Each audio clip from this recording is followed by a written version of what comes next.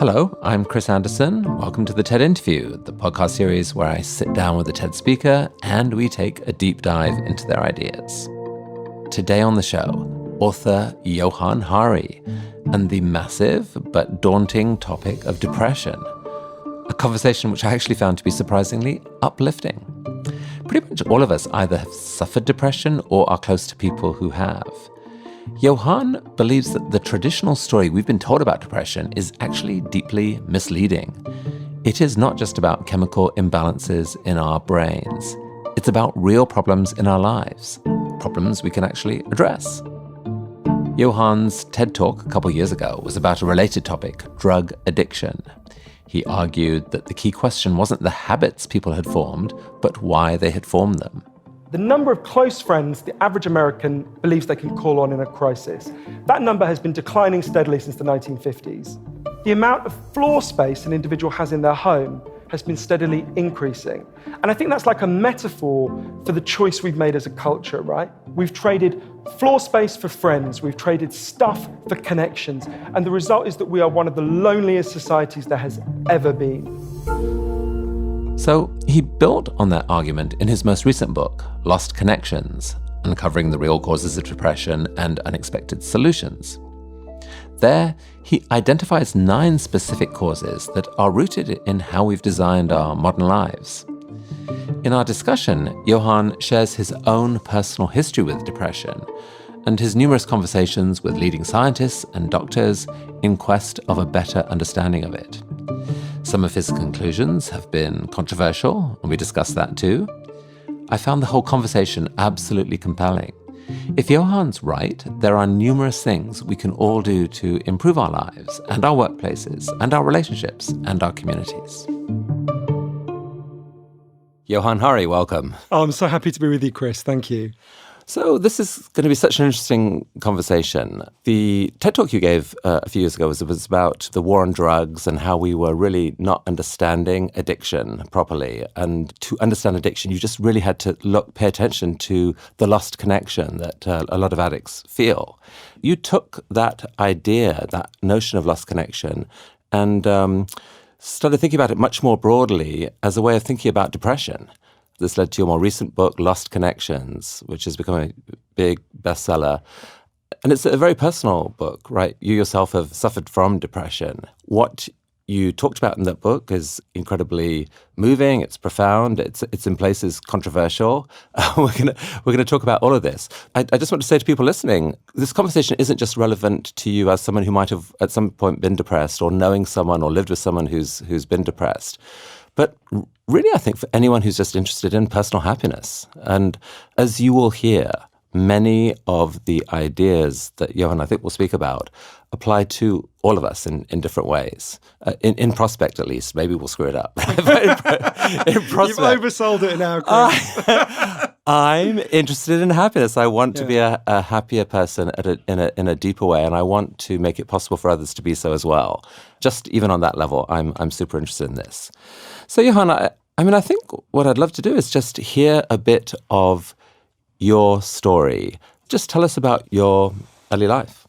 I guess one of the reasons I wanted to think about this subject is because there were these 2 mysteries that were really hanging over me, kind of personal mysteries in some ways that I, if I'm honest, I was really afraid to look into and I put off. I actually wanted to write this book before my book about addiction, Chasing the Scream, and I was too frightened to do it. The first mystery is I'm 40 years old, and every year that I've been alive, depression and anxiety have increased here in the United States and across the Western world.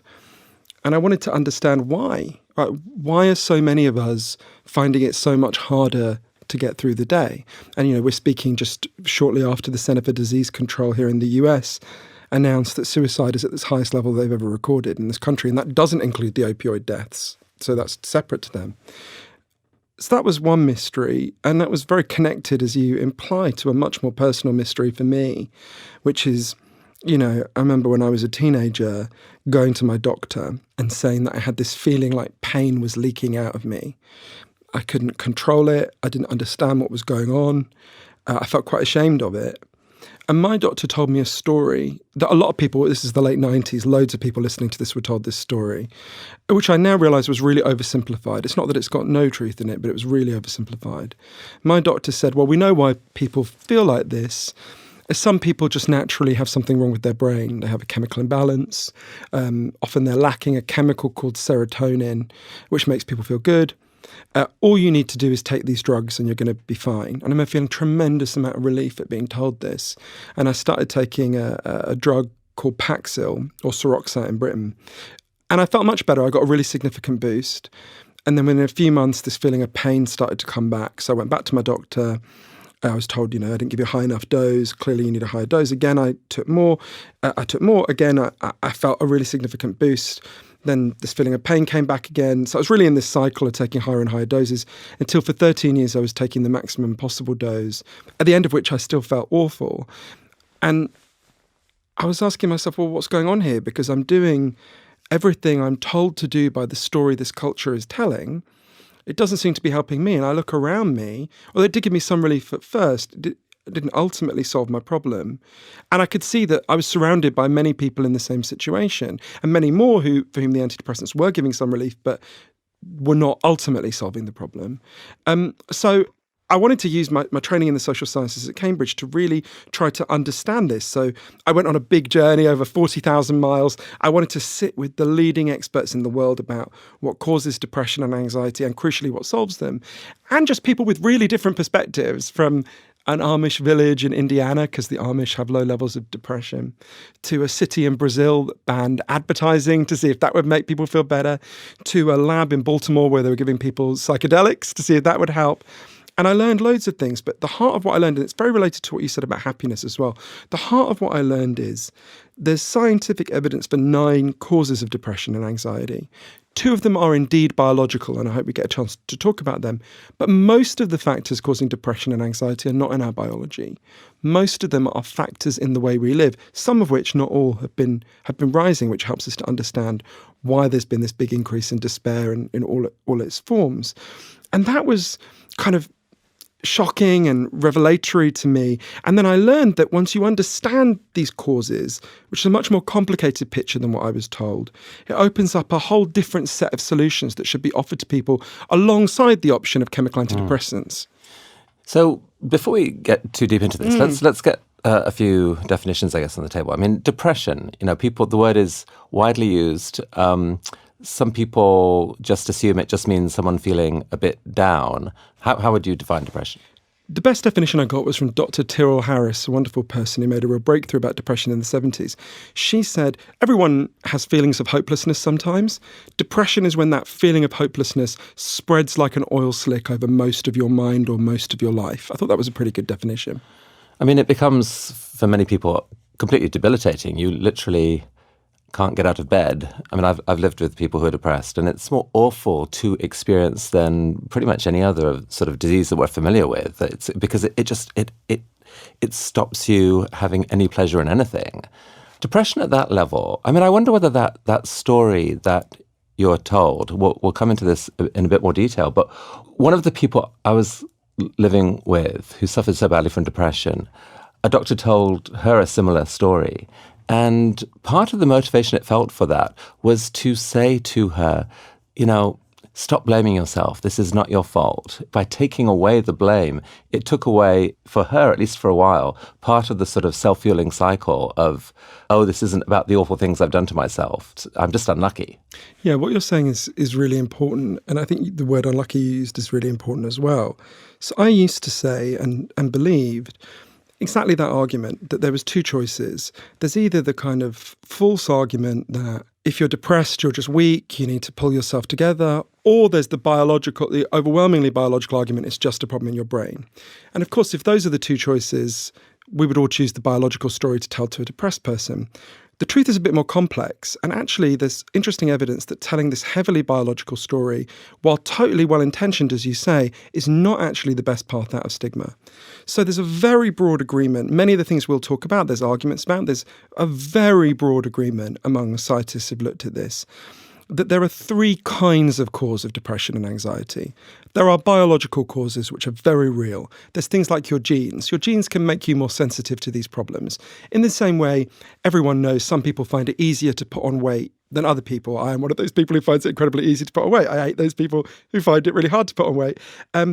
But equally, that doesn't write your destiny, right? If you're someone who finds it easier to put on weight, that doesn't mean you're preordained to put on weight.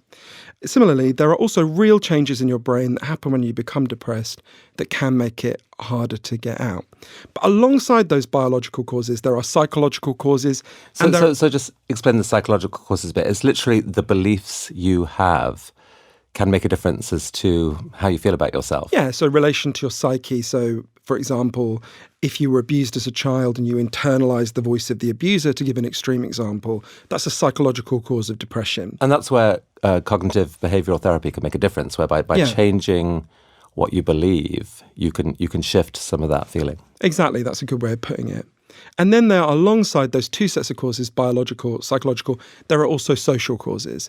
There are factors in the way we live together for which there's very strong evidence it can increase depression and anxiety. So the truth is complicated, but not so complicated that the ordinary person can't understand it by any means. This is called the biopsychosocial model. In theory, this is what everyone believes. Just to go to a really important thing you said about your friend. So, like I say, for a long time, I thought, okay, there's this choice. There's either the condemnation of personal weakness, which is obviously gross, or there's telling people, don't worry, what I was told, and did find, like your friend found initial relief in, oh, it's just a biological problem. But I think there's several problems with that. Firstly, if you don't understand the broad range of complex causes that are making you depressed, you can't find a meaningful solution. So let me give you a concrete example, because that can sound a bit fancy and abstract. This here in the United States, we are in the loneliest society there has ever been. There's a study that asks Americans, how many close friends do you have you could turn to in a crisis? And when they started doing it years ago, the most common answer was 5. Today, the most common answer is none. It's not the average, but it's the most common answer. There's a study, more recent study, that asked Americans, how many people know you well? And 50% of Americans said nobody. And I spent a lot of time interviewing an incredible man called Professor John Cassiopo, who was in Chicago. He sadly just died. He was the leading expert in the world on loneliness. I remember him saying to me, why are we alive? Right? Why is everyone listening to this show alive? One key reason is that our ancestors in the savannas of Africa were really good at one thing. They often weren't bigger than the animals they took down. They often weren't faster than the animals they took down, but they were much better at banding together into tribes and cooperating. This was our superpower as a species. Just like bees evolved to live in a hive, humans evolved to live in a tribe. We are literally the first humans ever to try to disband our tribes, and it's making us feel terrible. If you separate a bee from its hive, it'll go crazy, right? If you think about the circumstances where we evolved, if you were cut off from the tribe, you were depressed and anxious for a really good reason. You were in terrible danger, right? Now, that can seem like a very big thing. There's overwhelming evidence that loneliness has gone up, and there's overwhelming evidence that loneliness causes depression and anxiety. It's one of the factors that helps us to understand why this crisis is growing. You know, we'll dig into some of the causes, because you've got lots of them, and I think they're all really interesting and worth exploring. But the broader point it seems like you're making here is that, look, if depression is supposed to be signaling something real about the environment, to just take a biological response to it is as foolish as to say to someone who's got their finger in a candle flame, don't worry, we've got pain reliever medicine, take it, and the pain will go away. And it will, but your finger slowly goes up in smoke. Yeah, I think that's a beautiful way of putting it. And crucially, if you think about that analogy, what it stops you from doing is finding the solution, which is, in that case, let's take your finger out of the candle. But let's think about loneliness. One of the heroes of my book, Lost Connections, is an amazing doctor in East London, a poor part of East London where I lived for a long time, called Sam Everington. And Sam, he's a general practitioner, and he was really uncomfortable because he had loads of patients coming to him with terrible depression and anxiety. And like me, he's not opposed to chemical antidepressants. He thinks they have some role to play, but he could see two things. Firstly, his patients were depressed and anxious for perfectly understandable and actually quite obvious reasons, like loneliness in most cases. And secondly, most of the people he gave chemical antidepressants to got some relief, but it didn't solve the problem. One day, a patient came to see Sam called Lisa Cunningham, and I got to know her pretty well later. But Lisa had been a nurse, and she'd actually been shut away in her home with just the most terrible depression and anxiety for 7 years. And Sam said to Lisa, "Don't worry, I'm going to carry on giving you these drugs, but I want to try something else." There was an area behind the doctor's surgery that was just like scrubland. The suite of doctor's offices had behind it like this kind of green scrubland area. And Sam said to Lisa, "What I'd like you to do is come and turn out a couple of times a week. I'm going to come too because I've been feeling really anxious. We're going to meet with a group of other depressed and anxious people. And together we'll find something to do so we're not lonely." The first time the group met, Lisa was literally physically sick with anxiety. She vomited. But the group starts talking, Lisa comes back, they're trying to figure out what they can do together. These are inner city East London people like me, they don't know anything about gardening. They decided they were going to learn gardening. They start watching YouTube clips, they start reading gardening books they get from the library, and they start to get their fingers in the soil. They start to learn the rhythms of the seasons. There's a lot of evidence that exposure to the natural world is a really powerful antidepressant, but something even more important starts to happen. They start to form a tribe. They start to form a group. They start to care about each other. And they did what we do when we form tribes. They started to solve each other's problems. So to give you an extreme example, and this is the most extreme example in the group, but one of the people there had been thrown out by his wife. He was sleeping on the local bus at night because the drivers would let me, I had nowhere to go. Everyone else in the group was like, well, of course you're depressed if you're sleeping on a bus, right? They got together, they started pressuring the local authority and helped this guy get a home. It was the first time they'd done something for someone else in years, and it made them feel great. The way Lisa put it to me, as the garden began to bloom, we began to bloom. And you can certainly imagine that it's hard for some doctors to, like, people may feel that they're being sort of paternalistic or whatever to sort of probe into some of those details. And it's simpler to give a drug-based treatment in some ways. And perhaps people feel that there's a sort of judgment involved in, who am I to judge someone else's lifestyle? Before we go on to some of those more sort of social causes of depression, one thing that I found really interesting was your discussion about looking into some of the evidence for the effectiveness of drugs. I mean, there is evidence that drugs are beneficial in certain circumstances, at least for a while. Yeah. But you talk a lot about how it's really confused by the fact that placebos are also remarkably effective for a bit. And the difference between a drug and a placebo may not be that great. And that is weird. But there is a broad scientific agreement. Chemical antidepressants in the first 2 months have a significantly higher effect than placebo. It's not a huge gap, but it's significantly higher. So we want to stress that.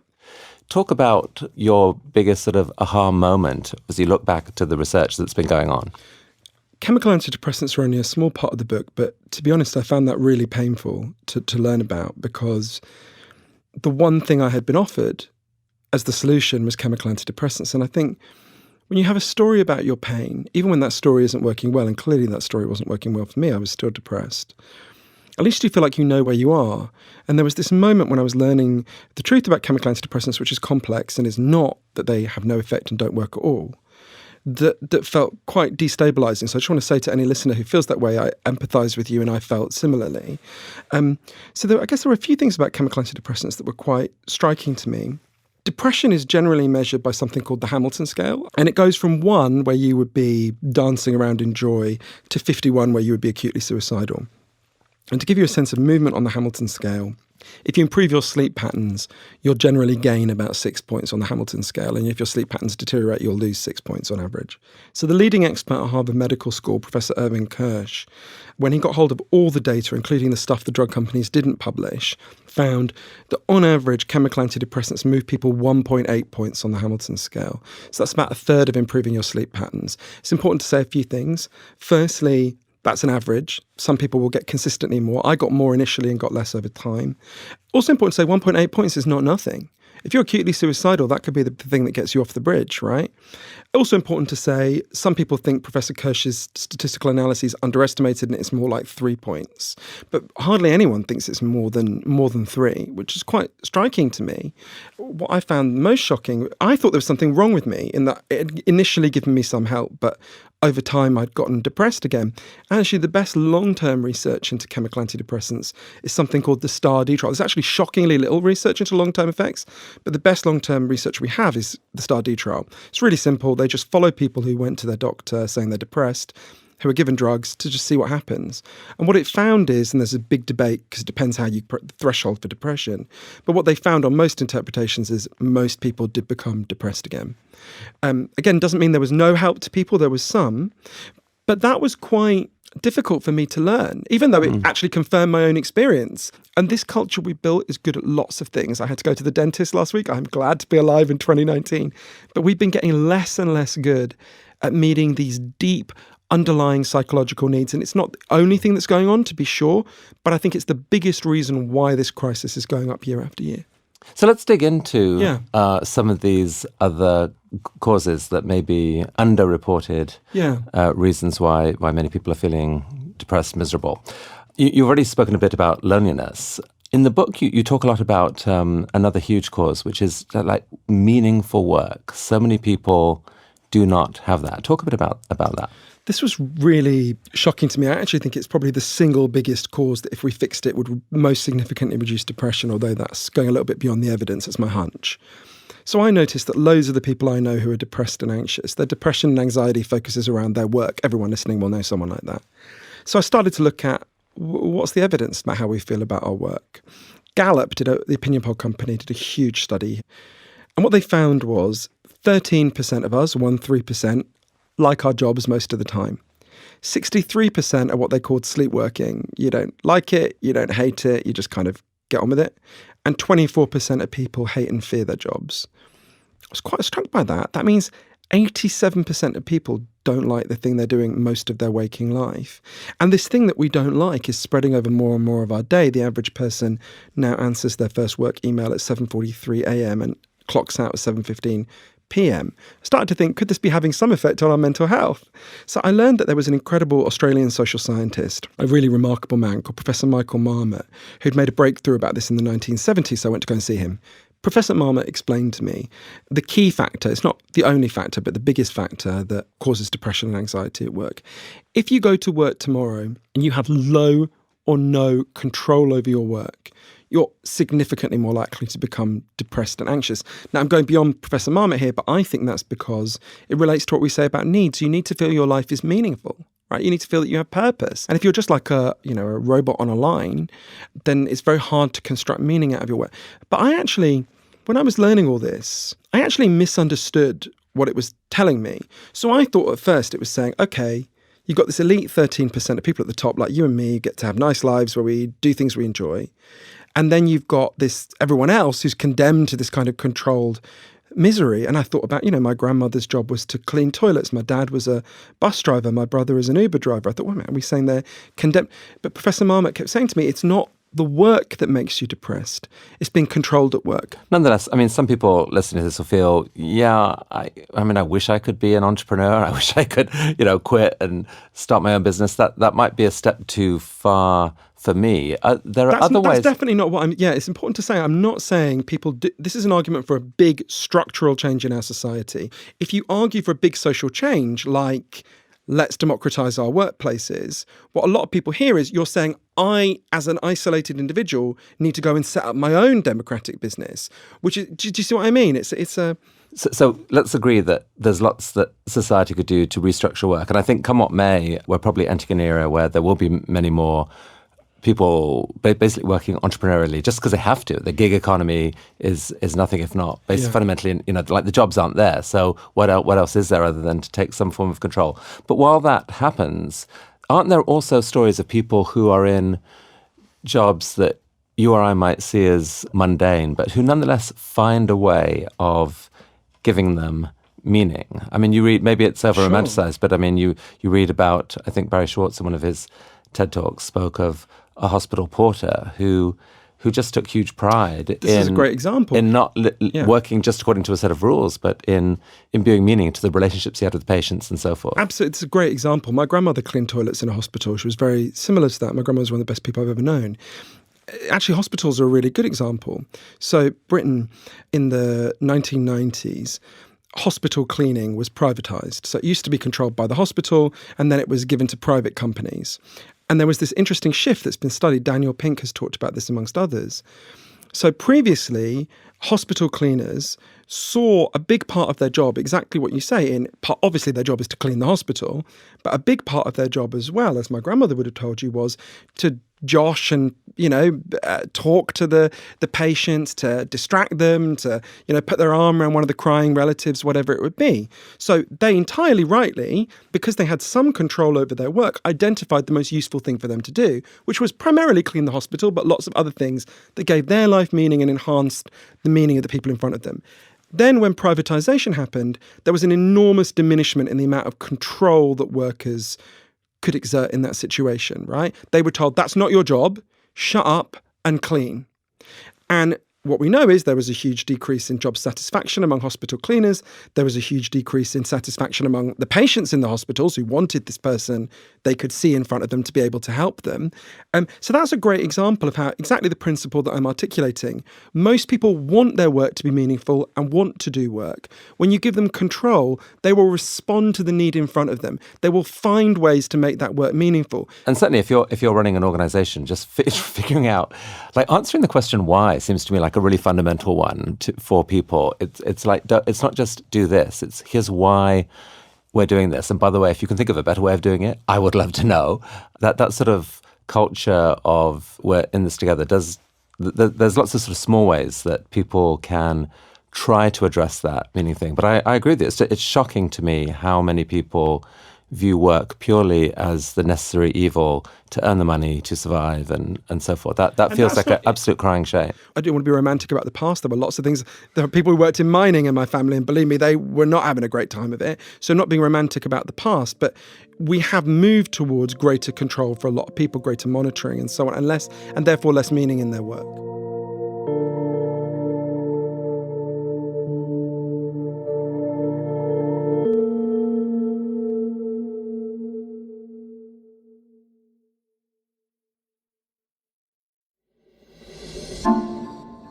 Moving on from that to a second cause, I mean, you talked about loneliness, and I think you also frame that as just the general loss of community that's happened in so many parts of the West. Talk a bit about that. The story of the West, lots of parts of Middle America, the story, I dare say, horribly oversimplified. It is often told as community after community where traditional jobs have gone.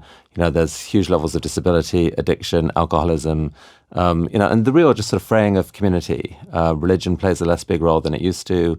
Can you imagine similar kinds of community rediscovering itself? What would be the catalyst for that? How could anyone who's interested in policy do something that would encourage that? Or is it just down to local individuals saying enough and someone taking the risk and starting to knock on doors and saying, let's take on some project? I mean, is part of the key to do something together, not turned inward, but kind of turned outward to take on something, whatever that something is? Yeah, I think you're asking the really profound and important question. And I don't want to act like there's a kind of standard answer.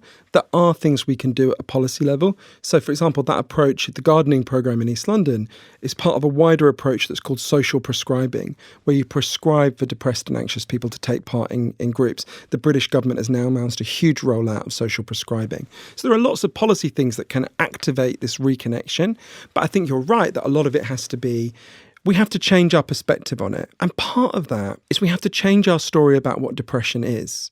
Because while there are real biological aspects, and it's important to stress that, clearly our biology has not changed in the last 40 years, or not significantly.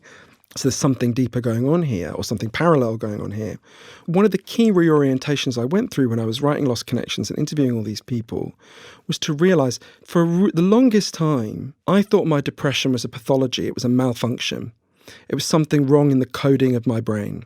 And what I learned from a lot of these people is a huge amount of the depression and anxiety that we're seeing is in fact a signal. Think about that really good metaphor you had. You evolved to feel terrible pain when you put your finger in the flame of a candle because you are in fact being horribly injured. You're in danger.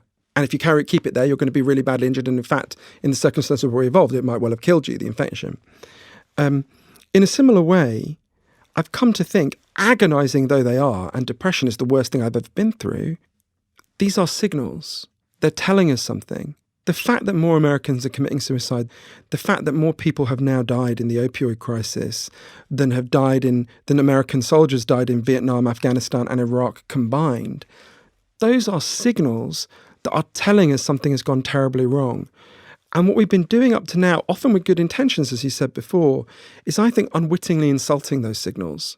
We've either been saying that they're a sign of personal weakness or personal flaws or just a biological problem in the brain, when in fact, while there, of course, some depressed people have personal flaws and there are real things going on in the brain, we need to hear the signal of why it's rising, because that signal is telling us something, right? It's telling us what we're doing wrong, and it can help us figure out how to get it right. And this is partly what the best social science is, reading those signals. One of the things I think about a lot of the progress that everyone listening to this has lived through, and I think particularly about a friend of mine, Andrew Sullivan. Andrew was diagnosed as HIV positive at the height of the AIDS crisis, when there was no hope in sight. His best friend Patrick had just died. And Andrew quit his job. He was the editor of the New Republic at the time, and he went to Provincetown, a little town in Cape Cod, to die. And Andrew decided he was going to do one last thing before he died. He was going to write a book. He was going to write the first book about a crazy utopian idea. He was like, I'm never going to live to see this happen. No one alive now is going to live to see it happen. But maybe someone somewhere down the line is going to pick up this book and this idea. The idea he was the first person to ever advocate at book length was gay marriage. And when I get discouraged, I try to imagine going back in time and saying to Andrew, and when you go back to 1994 when he's sitting there in his little cottage in Provincetown and saying to him, okay, you're not going to believe me, but 24 years from now, A, you're going to be alive. That would have seemed impossible. B, you're going to be married to a man. That's going to be legal. C, I'm going to be with you when the Supreme Court of the United States makes it mandatory for every state in the union to introduce gay marriage, and they're going to quote this book you're writing now. And the next day, you're going to be invited to have dinner with the president in a White House lit up in the colours of the rainbow flag to celebrate what you and millions of other people have achieved. And by the way, that president who's going to invite you, he's going to be black. Every aspect of that would have sounded like the most absurd science fiction. And yet all of us live with progress that seem like science fiction. The women listening don't need me to mansplain it to them. But, you know, when my grandmothers got married, they weren't allowed to have bank accounts in their own names. In human history, that's 5 minutes ago, right? So all sorts of positive changes that are required in order to reduce our depression and anxiety crisis and addiction crisis are possible and can be achieved. We need to give people back this sense of collective agency of what we can achieve together. And I guess to the extent that we can solve issues around community and bring back a greater sense of community out there, it actually solves a lot more than depression. I mean, it just, absolutely. Like so many problems in the country to do with, I don't know, like every measure you can look at, from lifespan to how our kids do. You know, so many of these things are basically connected to community. So it's definitely a goal worth aspiring to. And there's a great example, and you mentioned, you're totally right. If you think even about physical health, it's really interesting studies that take people and expose them with their consent to the common cold. Lonely people are more likely to catch the cold than people who are not lonely. I mean, there's evidence that loneliness is as bad for your physical health as smoking 15 cigarettes a day. So you're absolutely right. Loneliness is a catastrophe across the board, and all sorts of problems flow from a deeply lonely society. And if you, I want to stress it's only one of the 9 causes that I write about in Lost Connections, but I think you're right that it's an absolutely crucial one. So I want to look at 2 more of the causes. I mean, it's also interesting, and you've got a whole chapter devoted to the natural world and how, you know, spending less time, especially city dwellers, spending a lot less time in nature may be part of the story. What's the evidence for that? I found this quite challenging because I'm a real city boy. There's loads of evidence of this, but our mutual friend Isabel Benkei, I really urge everyone to watch her incredible TED Talk about play. And Isabel, like we were saying, is one of the most glamorous, clever and amazing human beings in the world. Isabel really helped me to understand a lot of this. She said she would only explain it to me if I agreed to walk up a mountain with her, which is very contrary to my natural disposition, which is to sit at the bottom of a mountain and read a book. But she did. So there's many ways to think about this, but one is the state prison in Michigan. It wasn't designed this way, it just by chance has one part that looks out over beautiful greenery, the natural world, and one part that looks out over a parking lot, just a concrete parking lot. And it was random where you ended up in the prison. People who looked out over the lush greenery were 20% less likely to develop illnesses of all kinds, which is quite striking. And there's a debate about why this is, which is not settled, and I want to stress that. But I think there's a few factors for which is pretty good evidence. So one is we know that animals in zoos, deprived of their habitats, go crazy, right? It's called zoochosis. So horses will start obsessively swaying. Elephants will grind their tusks, which are a great source of pride in the wild, down to bloody stumps. Parrots will start ripping out their feathers. And there's an argument that partly what's happening is we're having a kind of zoochosis, right? We've been deprived of the natural environment that we evolved to live in, and it's making us feel awful. That is one thing that's going on. Another thing that's going on, and I think this is one of the reasons why I found it quite challenging. So we know that in the natural world, in beautiful scenes of nature, most people will have a sense of awe. And one of the things depression is feeling trapped in your own ego. It's like your thoughts are rattling around, you can't get any relief from them. And moments of awe give people a relief from ego. In a state of awe, you feel like the world is big, you are small, and you're part of this great tapestry of life, as I remember Isabel putting it to me. And for a lot of people, that gives a sense of relief. It's also why meditation gives people some help. It's also why it's one of the reasons, not the only one. Also psychedelics. The psychedelic experience can give people a lot of relief, and I interviewed a lot of scientists about that. But I actually didn't get that relief for a long time, and I didn't understand why. I actually, in moments of feeling I was small, felt really endangered. And I think it may be related to the other course that you wanted to talk about, but I had experienced some very extreme stuff when I was a child. I'd gone through a lot of childhood trauma. And actually, one of the ways that some people survive childhood trauma is actually by building up a very strong sense of ego walls, by actually guarding yourself. So I would do it partly by constantly working, reading and writing, even from a very young age, and partly by building up these walls of defense. And if that's been your way of defending yourself and your way of surviving, actually a moment of feeling you're very small and your ego's been shrunk won't feel liberating. It will actually feel frightening. And that's partly why you need to deal with those underlying issues. We can talk about how, if you want, to get to that feeling of awe and that feeling of liberation. I mean, I certainly know for myself, walking in nature is just it's just a basic boost to well-being. When I came to New York, 2004, I found, I love the city, but I found it deeply stressful, just the intensity of it. And the remedy was go and walk by the river every morning and or run or whatever. And that made all the difference. What is the wise advice to someone? Like what is enough nature dosage and what counts? Like, can you sit at home and watch a David Attenborough documentary, or do you actually have to get out and do something physical in nature? So I asked a lot of the experts this, and one of the things that was surprising is relatively small doses. I don't think screens count, but relatively low doses. So for example, gardening in the middle of a city doesn't have the same effect as going out into a beautiful natural landscape, but has a significant antidepressant effect. Again, Isabel Benke, wonderful Chilean primatologist, is a great exponent of, she thinks part of it is just actually about physical embodiment and movement. We were creatures who moved long before we were creatures who thought and spoke. And she argues, and there's good evidence for this, that part of it is actually about physical movement. She says no human that walks less than 8 hours a day should be regarded as healthy, which is, got a bit too far for me. But yeah, so it's partly that. There's a lot of things going on. But even relatively small doses give some help and relief. So you mentioned childhood trauma. I mean, tell me, if there's someone out there who has suffered trauma, what would be the one piece of advice to start to escape from that? I would tell them a story, if it's okay. So in the mid-1980s, a doctor called Vincent Felitti, who I got to know later, was approached by Kaiser Permanente, a big not-for-profit medical provider. And they said, look, we don't know what to do and we need your help. Obesity was going up and up, and nothing they were trying was reducing it. And so it was really eating up their medical costs, and was obviously a disaster for the people who were becoming obese. So they gave him quite a big budget, and they said, look, go away and just do blue skies research, figure out what the hell we can do. So Dr. Felitti started to work with severely obese people who weighed more than 400 pounds. And one day he had an idea that seems, and in some ways is, quite dumb. He asked himself, what would happen if really obese people literally stopped eating? Would they just burn through the fat supplies in their body? So obviously they would give them like vitamin C shots so they didn't get scurvy, things like that. So they started to do it with tons of medical supervision. And incredibly, at first, in one sense, it worked. There was a woman who I'm going to call Susan to protect her medical confidentiality, who went down from being more than £400 to £138. It's astonishing. Everyone's celebrating.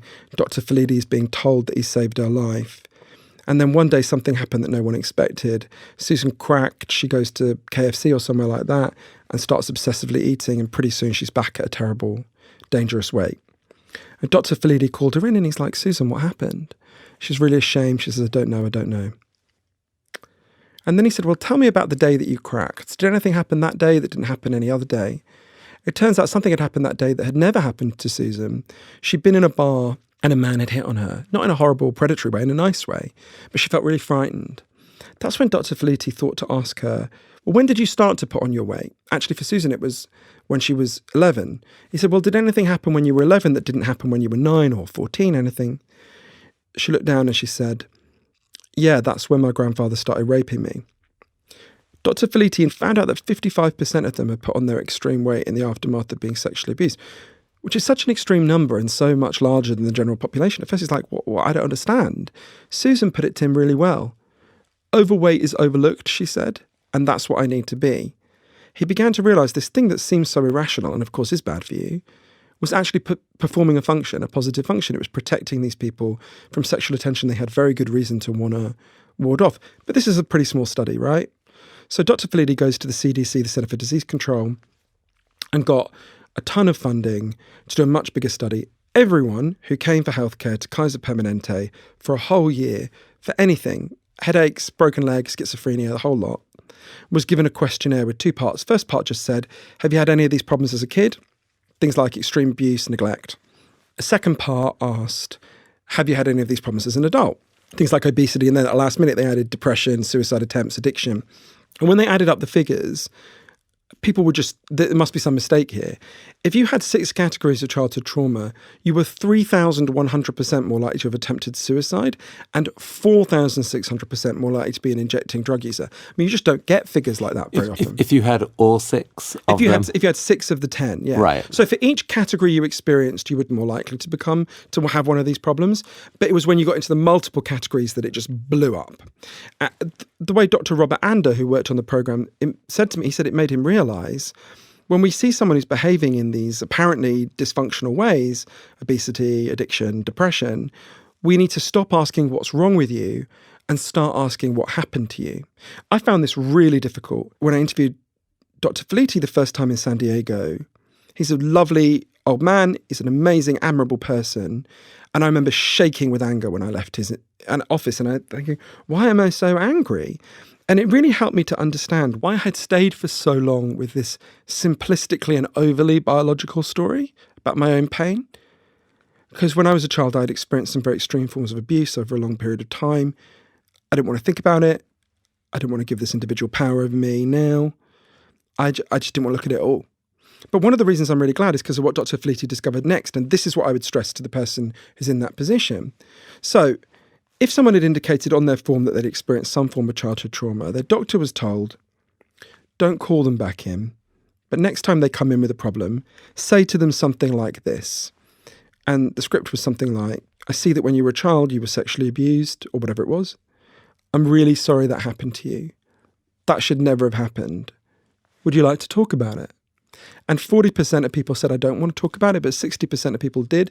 And they want to talk about it on average for 5 minutes. And then it was randomly assigned. Some of them could be referred to a therapist to talk about it more. What was extraordinary was just those 5 minutes of an authority figure saying, I'm really sorry, that should never have happened to you. That alone led to a really significant fall in depression and anxiety. And this is part of a much bigger body of evidence that I think is so important to stress to people who've gone through these things. It's one of the reasons why I make myself talk about it, although it's quite hard, is that evidence is from people like Professor Steve Coles at UCLA, who I just saw, it is not the trauma that destroys you. It is the shame about the trauma. And giving people safe places to release that shame is an antidepressant. It can reduce your depression and anxiety. And I think, again, it helped me to see why that simplistically biological story I was told was so problematic. Now, I don't want to be simplistic about this because I'm not sure if any doctor had asked me, I would have been able to talk about it. I probably wouldn't. But to be told, oh, it's just a problem in your brain, can actually cut you off from seeking. If I had continued with that story forever, I would never have found that deeper solution, that releasing of shame from the trauma I had experienced. Do you see what I mean, Chris? Is the key to get to the point where you understand, maybe for the first time, that this really, truly was not your fault in some way? Is it the sense of this was my fault is the toxic thing? In the story you told about Susan, you said that she was made fearful by being hit on. And so can a conversation get rid of that fear? And I'm also sort of aware that these are such big issues and they're so complex that it's neither for you nor me to sort of give any carte blanche advice, of course. And I think you'd be the first to say that. Absolutely. But what is the type of conversation that someone should seek out, and who is the best type of person for them to go and seek that out? Is it they should just go and see a therapist and say, I need to talk about what happened? I think there's lots of things in what you just said, and we don't want to be simplistic about it. And there's a big debate about why releasing shame reduces depression and anxiety. And often it doesn't have to be medical. So Professor Steve Coles did this really interesting, he's an extraordinary person, did this really interesting research during the AIDS crisis. Closeted gay men died on average 2 years earlier than openly gay men, even when they got healthcare at the same time. Why would that be? Because shame physically destroys you, it mentally destroys you, it suppresses your immune system, it does all sorts of the strain and stress of that shame is so deep. Now, I suspect one of the things that's going on, I want to stress one of the things, not everything, is with childhood trauma, is something equivalent to no longer being a closeted gay man, right? Not holding this thing inside you. I think another thing that's going on, and this would be more like the insights that come from CBT, which you referred to before, is one thing that often happens with people who survive abuse is that you internalize the voice of your abuser. So usually when people are abused, they're told, you're making me do this, you deserve it. And I was told that. And even though there was never a point as an adult, obviously, that I would have thought most adults think like that, of course I knew they didn't. And of course, rationally, if I'd heard someone saying that about a child, I would have thought they were insane, right? Or a terrible person. But at some much deeper and more unconscious or subconscious level, or semi-conscious level, very often the voice of the abuser becomes internalized into your way of seeing the world, your thought patterns, your way of thinking about yourself. You don't think you deserve to be treated well. You don't think it affects your sense of self. And one of the things that's very powerful about talking to people about it, and I would recommend people go to their doctors and ask their advice if they think you're doing this, but actually just seeing that most people, when told that you've been abused, react the way those doctors were told to abuse, which is, I'm so sorry, that shouldn't have happened to you. That alone is why I think Me Too and Time's Up and all these movements can be really powerful. Now, people don't want to do it. I would urge people not to disclose those things in contexts where they think they might be shamed or rhetorically attacked, because actually that could deepen the problem. It might actually give you the impression that there's more people with those voices. Something like Twitter, which gives the impression that lots of people have these toxic voices when in fact very few people do. But yeah, does that answer your question? I don't want to give too overly detailed a question because it's such a subject of debate. Right, and I think neither of us is like a medical expert. Yeah. But the discussion about shame is really important, and I think it's powerful what you said. So you published this book, and it evoked a really strong reaction from a lot of people. Like I've read some of the reviews. A lot of people feel like you really touched them and revealed something incredibly important to them.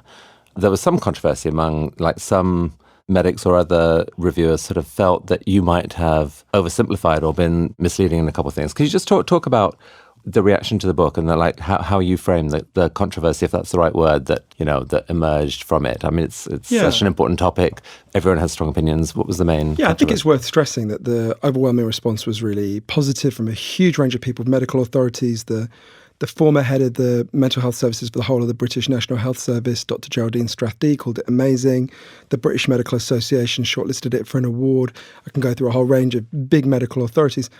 I think there were, in terms of the critical responses, I think there were three kind of broad areas, one of which I think is not legitimate, and two of which I think are really worth thinking about, one of which I think is right in a way.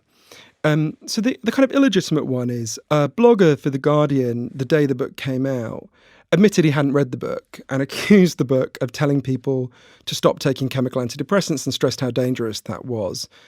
The Guardian subsequently published a clarification pointing out, as you know from having read the book, I don't say that. I think there's two much more thoughtful areas of criticism. One is there are some people like Dr. Andrea Cipriani at Oxford, who's a really admirable person, who argues that I underestimate the value of chemical antidepressants. He acknowledges that I'm not telling people to stop taking them. He agrees with me that we need a biopsychosocial model, that there are psychological and social causes that we need to deal with. But he thinks within that shared analysis, I am underestimating the value of chemical antidepressants. The third criticism, I think, is the legitimate one and a much more interesting one, which says, didn't we know all this? And I remember the night before the book came out, sitting with a good friend of mine and saying, I think most people are going to read this book and there are interesting stories and there's lots of detail people wouldn't know. But I was worried that what I had written was shockingly banal in a way, right? So let's think about, I explained that loneliness causes depression. If you'd asked my grandmother or your grandmother, hey, grandma, does being lonely make you more or less likely to become depressed? My grandmother would have asked me why I was asking such a stupid question, right? And yet the book came out and I kept being told that these arguments that I regard as banal in some ways, not the details, not the stories, there's lots of things people wouldn't know in the book, but a lot of these things that I regard as banal, I kept being told, I remember one interview, I was talking about how loneliness causes depression, just like we were talking, and the interviewer said, well, this is a very controversial argument. And I remember sitting there and thinking, how did we get to the point where saying loneliness causes depression is regarded as controversial? And I think it's interesting to think about that because the easy answer, which is not untrue, but I think is only a small part of the picture, is to go, Big Pharma did this to us, right? So think about Lisa, who took part in that gardening program that we talked about. There's a $10 billion industry telling Lisa she's got a problem in her brain and she needs to drug herself. And there's a $0 billion industry in telling her she might want to join a gardening program and make some friends, right? Maybe not $0 billion because maybe Home Depot make a little bit of money out of it, but it ain't Big Pharma. There's some truth in that. I don't think it's the main thing that's going on. I think there's a more complex thing that's going on, which is related to how we've been taught to think about what we are as people. I think we do have to understand it in relation to this concept of needs, right? Everyone listening to your program knows that they have natural physical needs. Obviously, you need food, you need water, you need shelter, you need clean air. If I took those things away from you, you'd be in real trouble real fast. And going right back to the 50s, Abraham Maslow, all human beings have natural psychological needs. You need to feel you belong. You need to feel your life has meaning and purpose. You need to feel that people see you and value you. You need to feel you've got a future that makes sense. What's interesting to me is that even though some of the ideas you've expressed and the views you've expressed are, basically of the left, that's mainly where you're coming from. And yet this book has actually appealed to a lot of people on the right as well. I think because I'd be curious in your theory, but it seems to me it might be because in a sense, it's giving people the responsibility and the possibility to take on their own depression and sorrow in sort of multiple meaningful ways. It's not sort of, passing the buck to someone else. Why is it that you've had a response from people across the political spectrum to it? It's a really good question. And the honest answer is I really don't know. And I've been very struck by it. I think I've written the only book that's ever been praised by Noam Chomsky, Hillary Clinton and Tucker Carlson, which has been a slightly surreal experience. And I think, I'm guessing, I don't have a degree of confidence like I do with some of the other things we've talked about, but I think partly it's because this crisis of pain and despair runs right across the culture. And everyone can feel it, even if they're not in the throes of it themselves. And everyone can feel that what we're saying is there's something wrong with what we've been saying.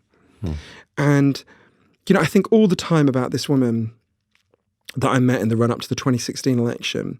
I was in Cleveland canvassing to get out the vote. I'm sure you can guess who for. I was with the LA LGBT Centre. I saw a wonderful guy called Dave Fleischer, who runs their deep canvassing project. And we were on a street in Cleveland where a third of the houses had been demolished, a third had been abandoned, and a third still had people living in them, often literally behind barbed wire. And we knock on this door, and a woman answers, who I would have guessed from looking at her was 60. I discovered from talking to her, she was actually 37 years old, the same age as me at that time. I'm chatting to her, and she was quite articulate. She was very angry. She was not going to vote for Hillary Clinton. And she was talking about her life, and she said she was talking about what this area used to be like for her parents and grandparents. They left school when they were 16, they got good jobs. And she said she made a verbal mistake. She meant to say when I was young. What she actually said is when I was alive. And she didn't notice she'd done it. And I thought, that's how she feels. And she's not wrong. She's been, through no fault of her own, deprived of the things that make life meaningful. And I think about, I've spent a lot of time, you mentioned my previous book about addiction, Chasing the Scream. I spent a lot of time in some of the places that are epicenters of the opioid crisis. The best research on that by Sir Angus Dayton and Professor Anne Case describes them as deaths of despair. That's what's going on there, right? If you deprive people of their basic psychological needs, they're going to be in deep pain. And I think that is an insight that cuts from left to right. And I try very hard to not activate the kind of tribal markers of left or right, although I am clearly a lefty, as you can tell, and proudly so. I think you can talk in a way that doesn't activate people's tribal identity and does speak to the pain that lies below those tribal identities, that I think, I don't want to be naive about this, but I do think opens up the possibility of building coalitions that begin to deal with some of the causes of that pain. I mean, despair implies that you can't do anything. And the overwhelming message I take from the book is that there are multiple causes, and each of those may have an action that could be taken to address that cause. Absolutely. I'm deeply hopeful. We are really powerful when we stand together. We are not powerful when we are broken into isolated, atomized individuals told that life is about buying crap and screaming at each other through screens. We've got to step away from that way of being and step towards the deep reconnection that people all around every listener are so hungry for. Talk about your personal journey over the last few years, because you've been researching depression in this very extraordinary way, like really wide-ranging. You've traveled the world, you've talked to people in so many different areas, you've unearthed and in a way made heroes to an extent of this huge cast of medical practitioners and scientists and researchers and so forth. I mean, it's a really extraordinary project. And I presume that you've sought to put into practice some of these things that you're learning. So what you said earlier, right, was that the drugs were no longer being that effective for you.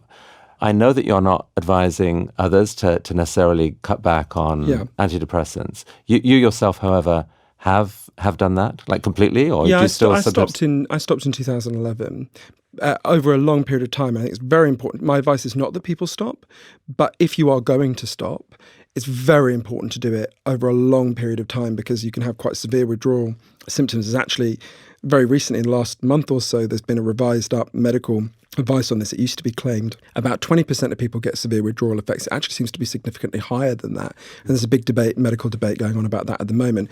Either way, 20% would be a bad enough risk. If people want to stop, they need to stop very slowly. And I would argue that they should put in place some of the other changes. In terms of, I have not been depressed for a long time now.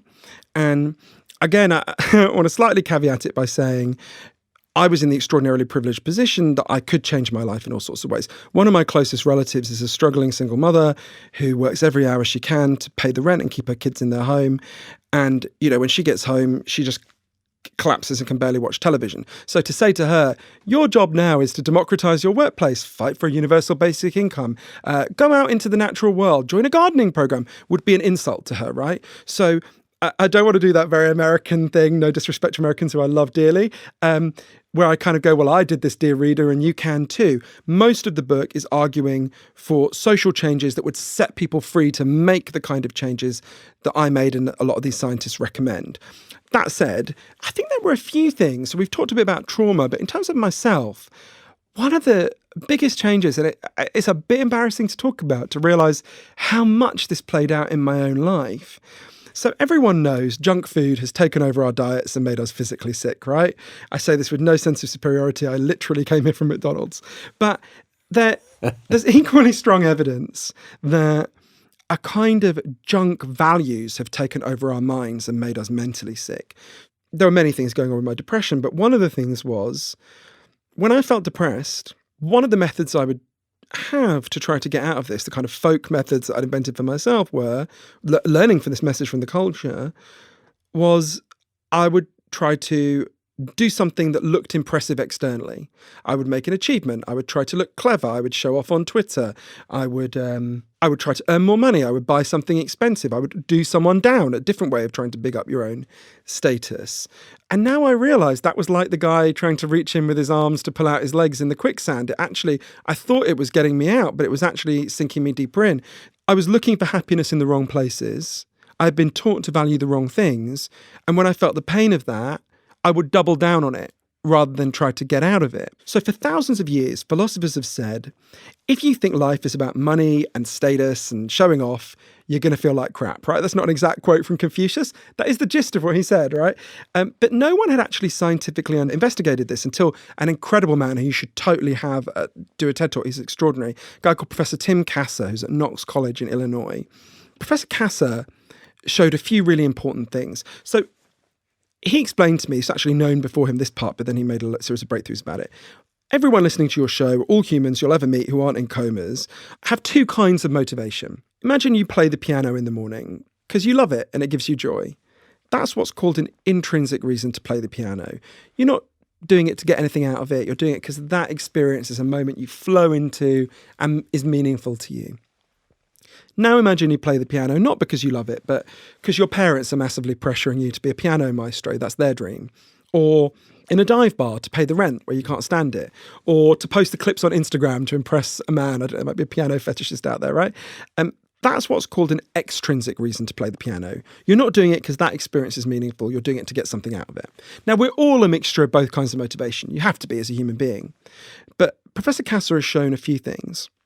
The more you are driven by these extrinsic values, which I increasingly began to think are kind of analogous to junk food, the more likely you are to become depressed and anxious. By quite a significant amount. There's a big debate about why that I go through in the book. I think partly it's because that way of living just doesn't meet your deeper needs as a human being. Professor Kasser also showed, as a society, as a culture, we have become much more driven by these extrinsic values. And you know, there's a little symbol of it that I keep thinking of. I saw it quite recently. I was at Elton John's last night at Caesar's Palace. It's an incredible thing to be at. He's an astonishing live performer. And I would say a third of the audience did not look at Elton John once. They stare at him through a little camera screen, right? And you want to turn to them and go, I mean, I really nearly did. You want to turn to them and go, no one wants to see your cell phone video of Elton John. If people want to see a video of Elton John, they can click on YouTube. There are amazing videos of Elton John. And they know that. Why are they doing that? They're never going to watch that video either. They're doing it because they've been hijacked by these junk values. What they want to do is say to everyone else, I was at the Elton John concert and you weren't. Because in some ways, when Professor Kasser was explaining this to me, I was like, this is both really revelatory and kind of banal, right? Like everyone knows they're not going to lie on their deathbed and think about all the likes they got on Instagram and all the shoes they bought. You're going to think about moments of meaning and connection. But as Professor Kasser put it to me, we all live in a machine that is designed to get us to neglect what is meaningful about life. So has that made the biggest difference to you personally, to focus on things that are meaningful in and of themselves in the moment? Yeah, there's this metaphor I kept thinking of years ago, and if anyone listening knows this, please send it to me because I can't find it. I saw a silent film clip. In my memory, it's Buster Keaton, but that might be wrong. So whoever it is sinking in quicksand. His legs are sinking. So he reaches in with his arms to pull out his legs, which of course means he sinks faster. And then he reaches in with his head to pull out his arms and he's gone. So Professor Kasser showed this really amazing thing, just very quickly. There's a simple thing. He worked with this wonderful guy called Nathan Dungan in Minneapolis, which is this very simple thing. You just get people to meet once every couple of weeks and talk about moments that have actually been meaningful in their lives. And how could you spend more of your time seeking those things and less of your time seeking the junk values? And yeah, it was like a kind of Alcoholics Anonymous for junk values, for the kind of consumerist values that we're pumped full of all the time. And it led to a significant shift in people's values.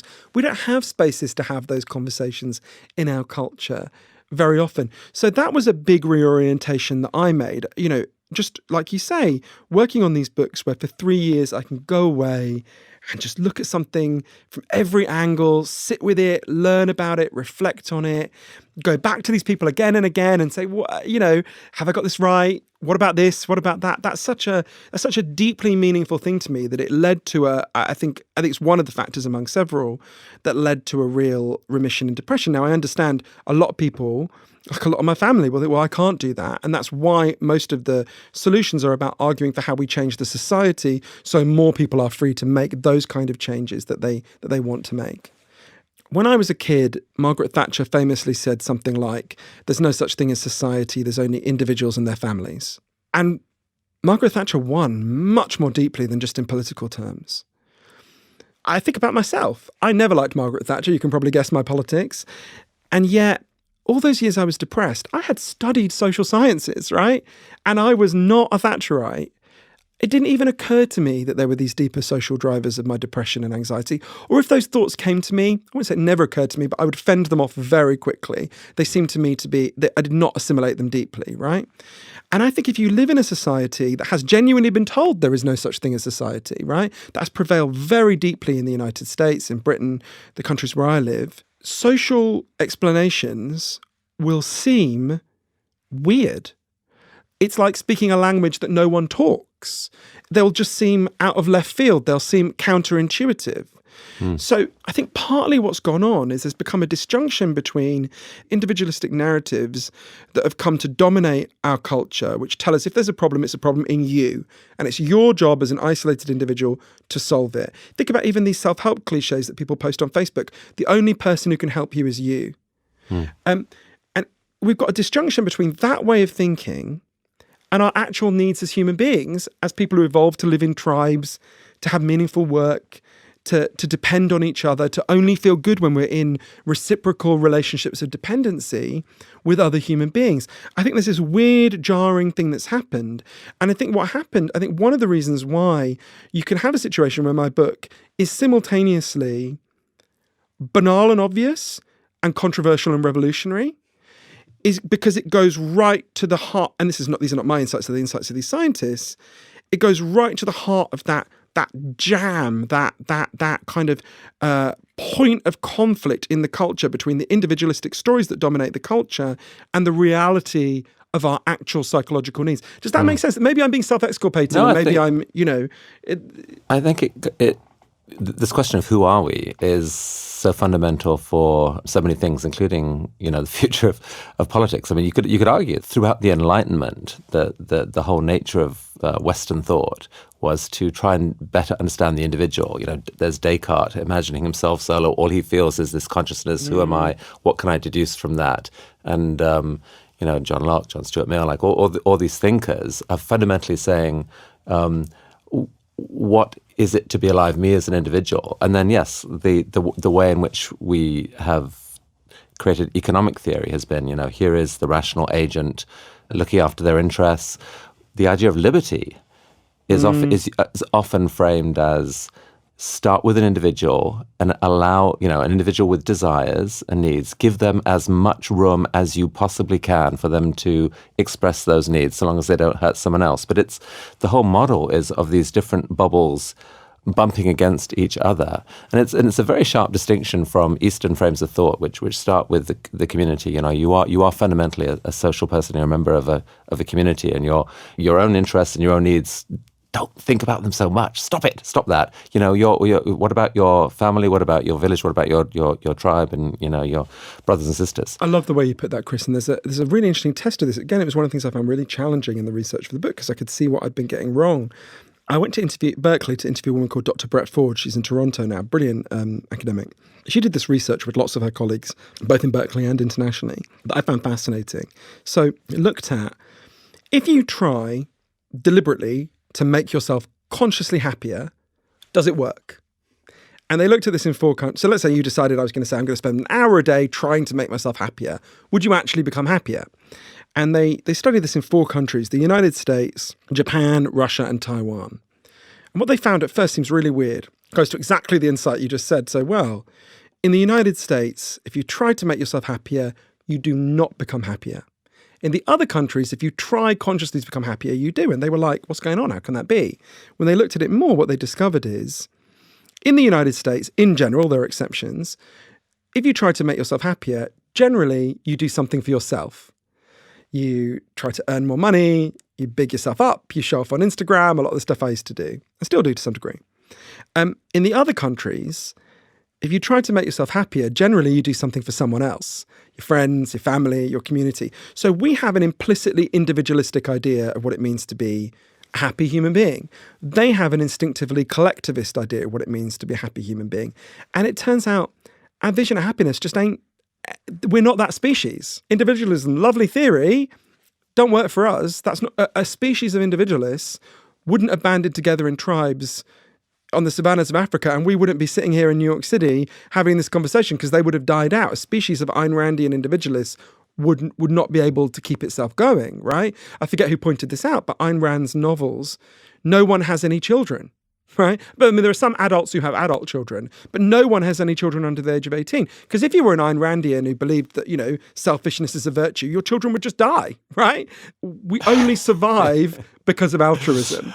Let's try and pull some of the threads together here. Sure. So it feels like, tell me if this is right, like to tell a full story about depression, or indeed about happiness and the possibilities of happiness, for that matter, involves refusing to take a simplistic view of who we are. We can't just tell the bio story.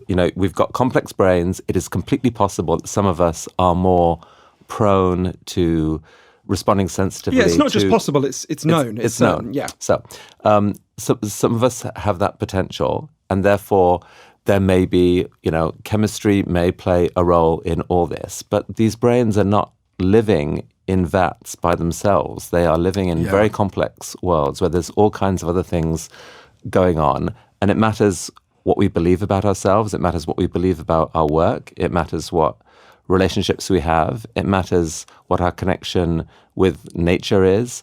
It matters what other people think of us and whether we have meaningful relationships with. All these things are profoundly important. And really the only way to think about this is not to, there is no silver bullet, there is no one thing, but that we should think of ourselves as just these really rich, complex creatures that need many things for a full, flourishing life. Is that a fair sort of summary of part of your mindset? I think you put that beautifully. I should have got you to write the conclusion for me. I think that's really beautiful. I think you're totally right. We don't want to replace a simplistically biological story about depression with a simplistically psychological story or a simplistically social story. We want to be truthful to the complexity of this problem. I think you put it brilliantly when you talk about, the brain doesn't exist in isolation. Professor Cacioppo, the loneliness expert who was based in Chicago, he was the pioneer of something that he called social neuroscience. Your brain changes according to how you use it. We know this about other parts of our body. If I start lifting weights, which as you can see, I have not done in many years, my arms will get bigger, right? Doesn't mean I've got an arm disease. It means I'm using my arms differently. Your brain is like that. Your brain changes according to how you use it. The way we live, the environment, turns many expressions of your genes on and off. There's a good study of this, massive population study of New Zealand by a guy called Professor Avshalom Caspi that found a particular gene, it's called the H5TT gene, that correlates with depression. But what's interesting is, if you carry the H5TT gene, you are more likely to become depressed if you become acutely lonely or you experience childhood trauma. If you carry the H5TT gene and neither of those things happen to you, you're no more likely to become depressed than anyone else. So again, it shows it's too simplistic to say this is in your genes. This is in your brain. It's not destiny, is what you're saying. Exactly. Your genes and your brain interact with our environment. If you tell people a simplistically biological story, what you're saying to them is your pain doesn't mean anything. It's like a piece of broken code in a computer. But one of the things that I think has really been one of the dominant themes in our conversation, Chris, is to explain to people your pain makes sense. You feel these ways for reasons. Those reasons are understandable, and together, probably not as an isolated individual can this be solved, but together as a society, we can solve these underlying problems. So the original book that really made so many people aware of the power of antidepressants, it was called Listening to Prozac, right? And in a way, the whole theme of what you're saying is, fine, listen to Prozac, but also listen to everything else. Oh, I wish you'd given me that phrase when I was writing the book. That's great. I actually interviewed Peter Kramer, who wrote that book. I think you're right. If he's saying listen to Prozac, I'm saying listen to people. Some of those people will tell you that Prozac helped them, and that's important, and we should honour that experience. But they will tell you a much more complicated picture because the science shows a much more complicated picture. Johann, one last chance to inject one idea into the minds of people listening. Inject makes it sound quite violent, right? It's peaceful. It's done in a blissful way through airwaves. Your lovely voice drifting out into their headphones and going into their brain and changing their mind forever. What's that dangerous or beautiful idea that you want to release? I would say your pain makes sense. If you're in pain, you feel that way for reasons. You're not crazy to feel that way. It's not because you're weak. It's not because you're biologically broken. We are in pain as a society and a culture for perfectly understandable reasons that make sense, that are not insane, and we can deal with those reasons together. Johann, this has been an absolute treat to go into all these areas, intimate areas, challenging areas. It's been really, really interesting. Thank you for all you've studied and all you've shared. Oh, it's totally a joy. Thank you so much, Chris.